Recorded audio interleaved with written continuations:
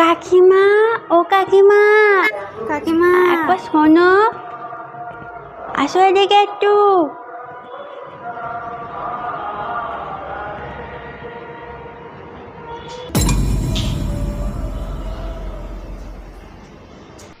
আরে এই নিতু, সকাল সকালে তো ডাকছিস কেন? কিরে নিতু, কি হয়েছে? সকালে এত ডাকছিস? কাকিমা, ও কাকিমা, মা বলেছে তোমার বাড়ির যে চিনি খুব মিষ্টি। তুমি যে সেদিন আদা রসুন দিয়েছিলে খুব সুন্দর খেতে। আজকে মা বলেছে তুমি যে সাবান আর শ্যাম্পু ইউজ করো ওটা দিতে। মা বলেছে তোমার মতো সুন্দর চুল করে ঠাকুর পুজো দেখতে যাবে, ওই জন্য দাও তো তোমার শ্যাম্পু সাবান। আচ্ছা, এই ব্যাপার তো।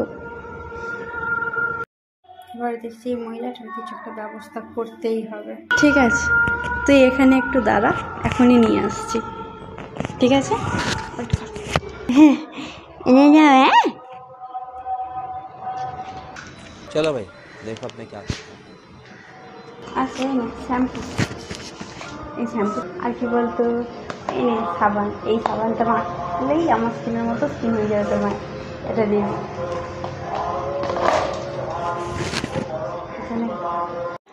দাও দাও কাকিমা।